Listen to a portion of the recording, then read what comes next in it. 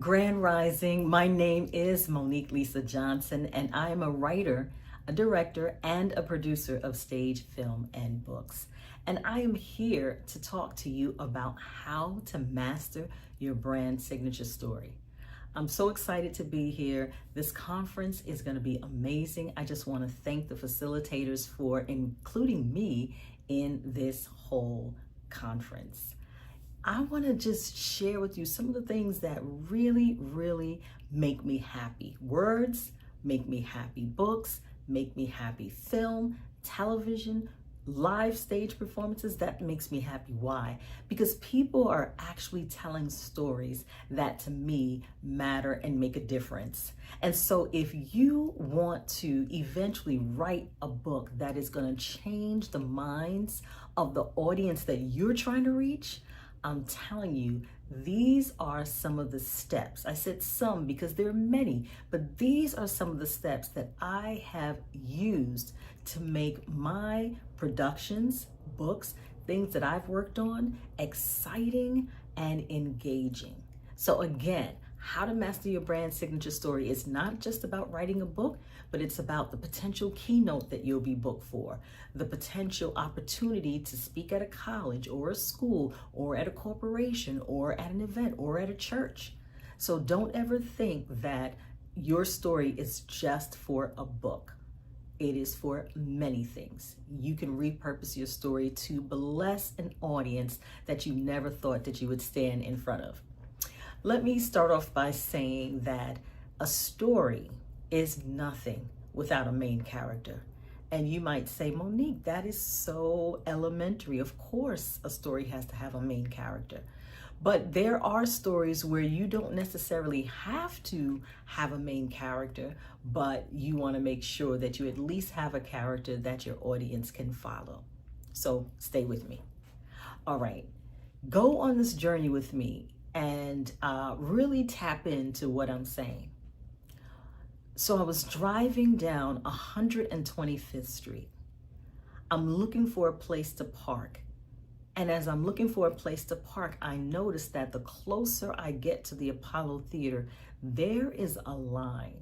And when I say there's a line, the line was not only in front of the Apollo, but it was down the street and around the corner. And how do I know it's around the corner? Because when I turned, the line kept going. Remember, I was looking for a parking spot because I was pulling up to my first Apollo Theater show. I had my blue minivan and it was stocked up. I had my kids in there. I had my equipment, some of the food that we were going to be serving the cast. And then I also had equipment and things that needed to be a part of the props in the set. And so here I am thinking to myself, is there another show at the Apollo Theater, and are people standing in line to buy tickets for that show just, and it happens to be the night that my show is going to be there. So I'm thinking, okay, this is interesting. So I finally find a parking space that's close enough for me to walk into the front of the building, but still far enough that I could see almost the end of the line. And I'm thinking, okay, let me get my stuff in there, get the kids out, let's get this stuff, and we're walking. And as I'm walking, I'm asking people, hey, what show are you going to see? And they're like, All My Struggles, you got to see it. All My Struggles? That's the name of my show. Okay, all right. I get up a few more feet, wait maybe 10, 15 people in deep. And I ask again, what show are you going to see? And they're like, oh, All My Struggles. Are you, do you want to get in line? We're getting tickets for it. And I'm like, oh, okay. So now, after the second and third person saying that they're standing on this long line, did I emphasize that the line was long? Long line in the cold. It is March. And March is a little disrespectful when it comes to weather. It is still very cold. So these people were standing on line to see my production. I didn't know any of them. And they got up out of their warm houses, got dressed up, and stood on line. I'm not even sure how long they were standing on that line, but they stood on that line to hear and see and partake of a production that I wrote. Mind-blowing. Let's just say mind-blowing. And so I'm thinking, okay, let me get inside. Let me make sure everybody is set up and make sure that everything is where it needs to be. The props, the set, the cast, just make sure we're good. So I get inside, they let me in. And of course, those people were side eyeing me like, wait a minute, she just walked in and she got in front of all of us. You know how we do, you know how folks are. And so they let me in and I go to the dressing rooms and I start talking to everyone, making sure that everybody's in makeup who needs to be in makeup and everyone is dressed. I have smaller kids who are grown now, but I had smaller kids at the time in the production and everybody was just getting ready. And I'm thinking to myself, that line just represented to me opportunity. It was part of the story that I'm sharing with you. Opportunity. Like, people don't know, like half those people didn't know me. They don't know what it meant to me to pull up to the Apollo Theater and to barely find parking and have the opportunity to speak to some of these people and ask them, what show are you actually standing in this cold weather on this long line around the corner from the Apollo? These people were standing there to see a show that I had written. What a blessing. What a blessing. And so I bring this to your attention because when I talk about how to master your brand story, there are so many different elements to your story that make it unique to you and make it interesting to the audience that you're trying to reach. So the first thing I want to talk about is your story entertaining? And if it's a self-help book, if you're writing an autobiographical book, if you're writing a film script, if you are working on your keynote speech, is it entertaining? And entertaining doesn't always mean standing on a stage and performing. Entertaining means that, is it going to capture the attention of the people that you desire to reach? So entertaining, entering and containing, like stopping people in your tracks to pay attention to what you're doing. Is your story entertaining? The second thing, is it engaging? Now, if your story is entertaining, got their attention, but it's not engaging, holding their attention, then that's something you have to fix. Really start to break down what the story is that you want to tell, who the story is that you're talking, who you're talking to when you're doing your story. And I want to share with you the epitome of entertaining. Michael Jackson. Michael Jackson was entertaining and engaging. He literally captured the hearts of millions of people. And his story still to this day has not been told in terms of from the time he was like maybe 30 until his untimely death. We know about ages 5 to 20, but we really don't know all of the other things that make up the full story and the full composite of who Michael Jackson was. But Michael Jackson, you could never say he was not entertaining, and you could never say he was not engaging. He was both.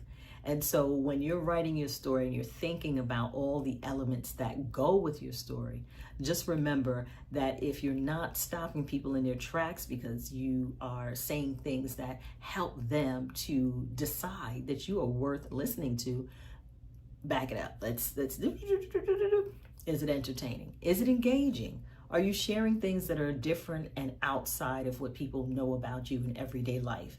Are you engaging them? Are you asking irresistible questions? Are you telling them things that they would not know unless you shared it specifically? And one thing I like to say to people is, what happened the day you were born?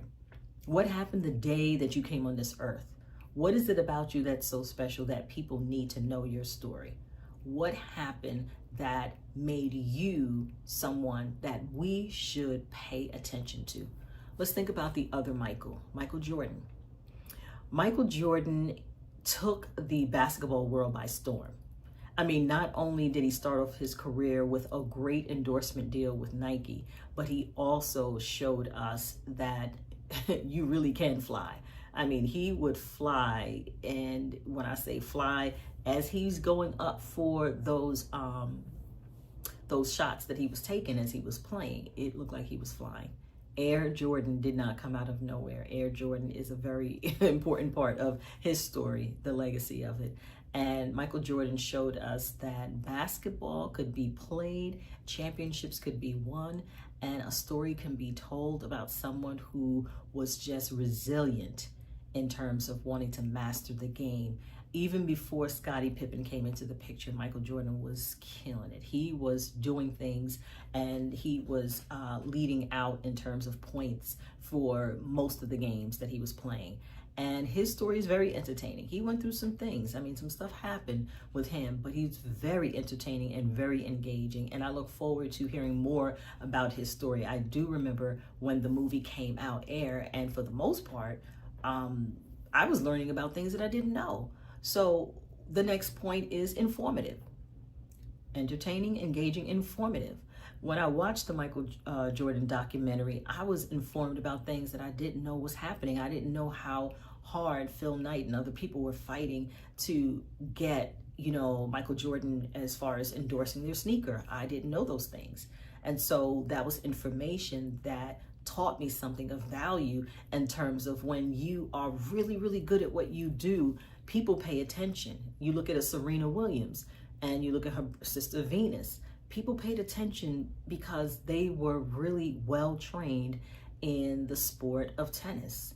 And so their story, I don't know when or if they'll ever get a chance to tell their side of the story, but I think the movie King Richard was great. But when you think about telling your story and mastering your brand signature story, you really have to be able to go into those deep places and those dark crevices and really teach and engage and entertain and be informative.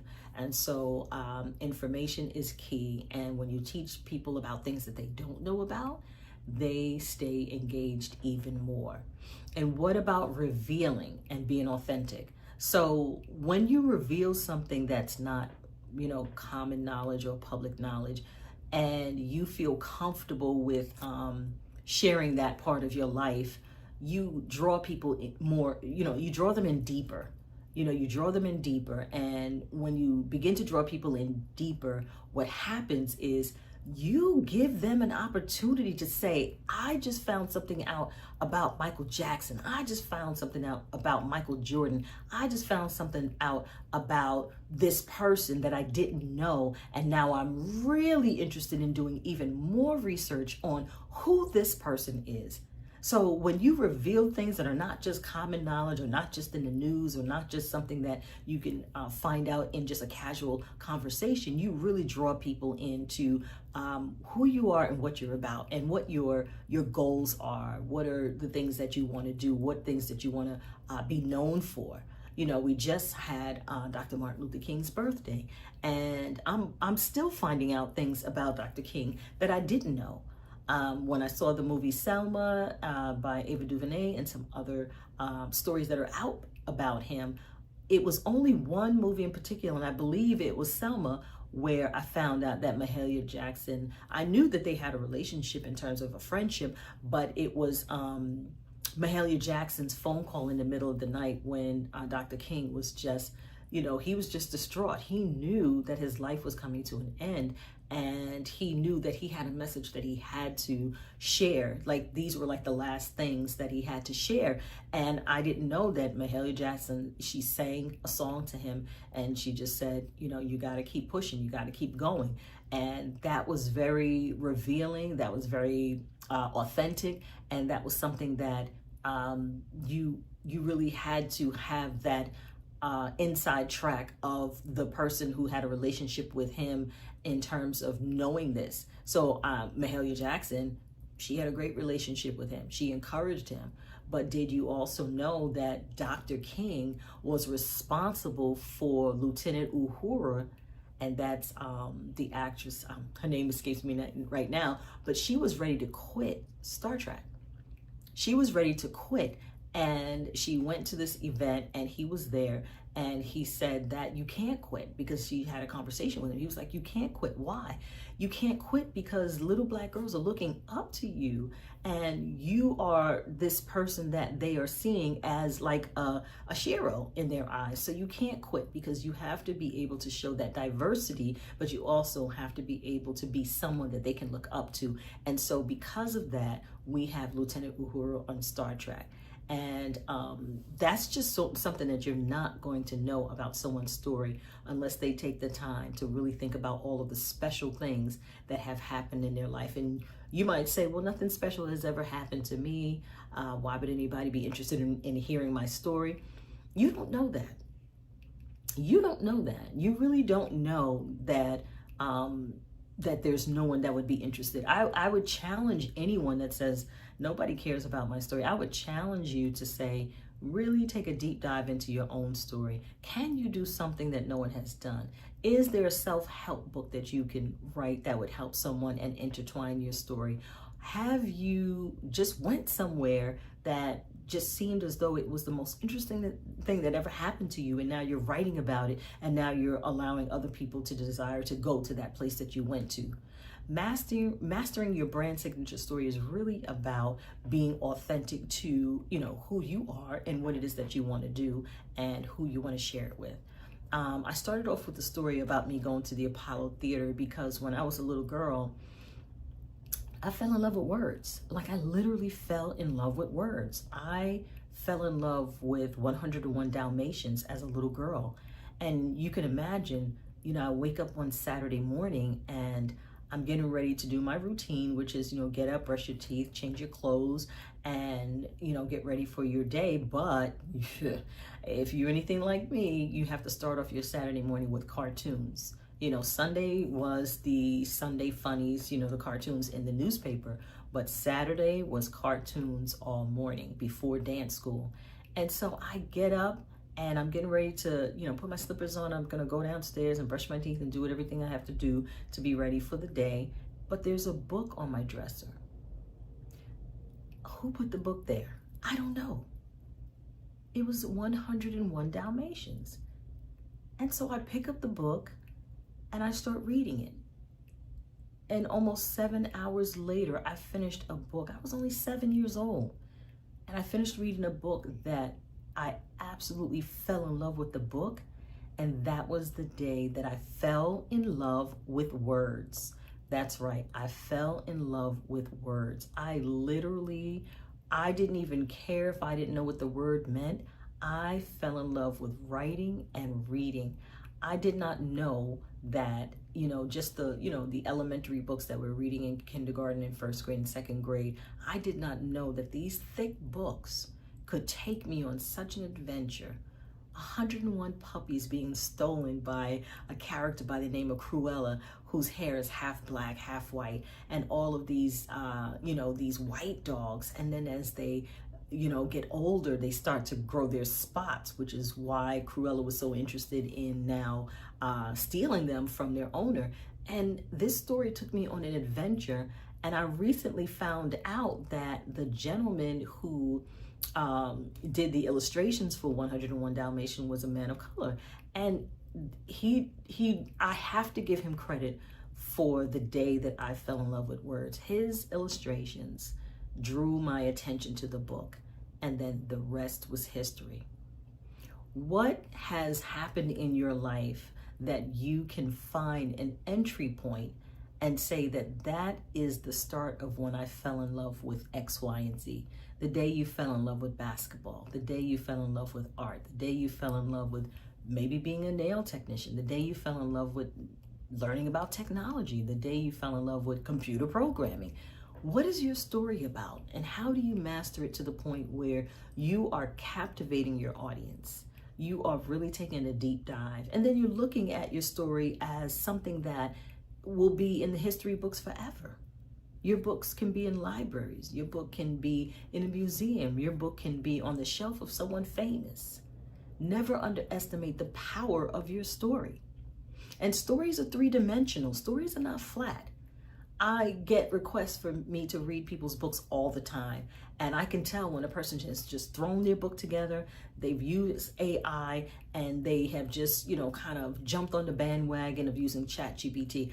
I have nothing against AI. I have nothing against ChatGPT. I have my own GPTs. I actually own 2 GPTs that I have trained to help you to write your book. But you still have to put that human element on it. You still have to insert yourself into the story. You still have to know the most salient entry point. You have to know these things. And I do recommend workshops. I do recommend coaching, and I do tell people, yeah, do a writing group. But really find your entry point, really find the story that you want to tell, really make sure that the entertaining element is there, the engagement is there. You can start off your book with an irresistible question. You can be informative, tell people something valuable that they didn't know. You can be revealing, and not necessarily in a provocative way, but revealing, like saying something or showing a side of you that just expounds on the authenticity that you want to be known for. And then shock. Let's not forget shock. There's shock value, and you can orchestrate the shock. There's common shock, like people just say something to get attention, or there's shock where you're revealing something. We said revealing is a part of your formula, revealing something that people just did not know.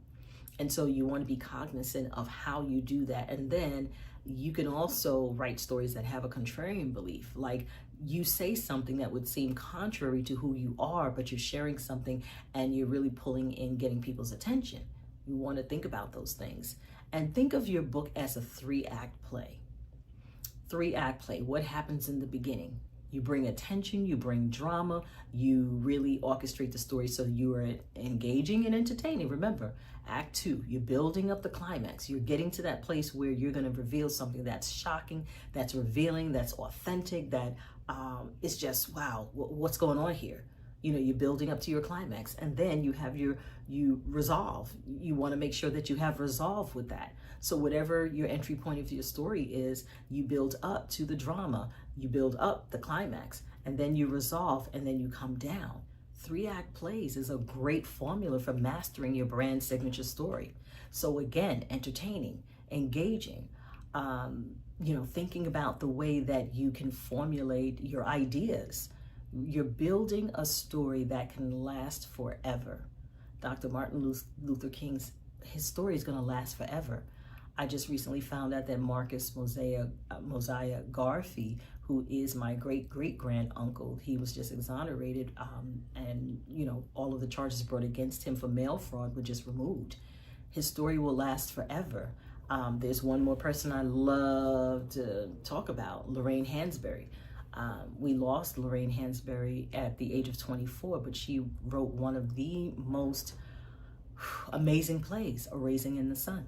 A Raisin in the Sun. And The Raisin in the Sun wasn't autobiographical, it wasn't her story, but she was able to use all of the elements that I'm talking about, which is to be entertaining, which is to be engaging, which is to have the shock value, which is to reveal something, which is to show authenticity, which is to find the entry point. She used that, and even though, again, it wasn't autobiographical, she was able to tell a story about how life was in Chicago and how things were when you moved into the wrong neighborhood as a person of color. So I just want to say, mastering your brand signature story can allow your story, your life, to live on forever in the minds of so many people. There's so many people who are interested in your story. There's so many people who are interested in what you have to say. So don't forget those things. 3-act play, engaging, entertaining, revealing, authenticity, contrarian, entry point. What brought you to the place where your story is a story worth telling? Do not forget those things. And if you want more information, please reach out. I would love to know more about your life and your story. And I want to see you celebrate and master your brand signature story. My name is Monique Lisa Johnson. And again, I'm thankful for this opportunity, and I'll see you soon.